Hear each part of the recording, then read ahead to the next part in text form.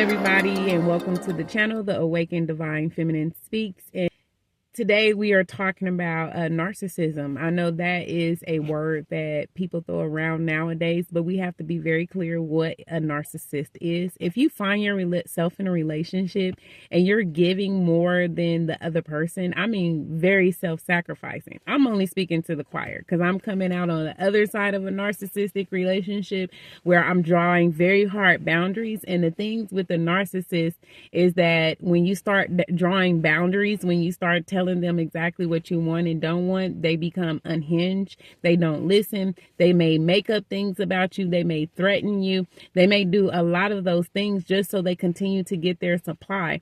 See, the thing about walking away from a narcissistic relationship is that you're no longer giving that person their supply. A narcissistic relationship is like a drug. The more you give, the more you sacrifice, the more importance they feel. The more that you are successful, the more that you meet your dreams, the more they'll downplay you. They'll take away from what you have because they want to feel like they are the most driving force in your life. They want to feel that you can't survive without them. It's hard getting out of a narcissistic relationship because first you have to love yourself enough to know, like, hey, wake up. This is not for me. This is not what God has for me. I'm giving and I'm giving and I'm pouring into a bottomless cup. The more you give, the more they're going to take. I'm an empath. You know, I am very empathetic. I feel others' emotions and I'm very emotional in that way.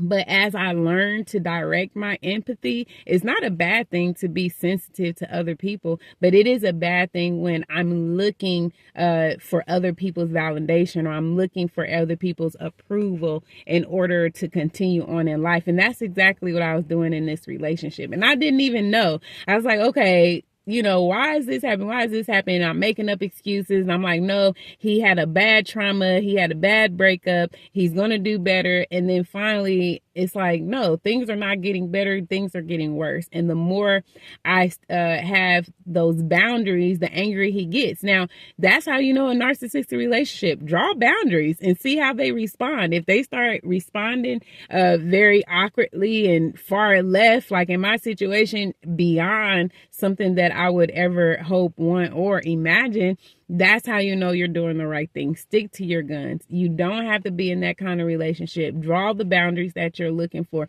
Live the life that you say that you're living. And the best thing, after all of it said done, the best way to get back at a narcissistic is to live your life. Live your best life. Do your best job. That's the one thing they do not want to see is for you to prosper. So for those who are in a narcissistic relationship trying to get out or even healing from one and looking back, know that you're not alone and know that it's definitely a pandemic in the world today for people to be so self-absorbed. But God. All right, y'all. Peace.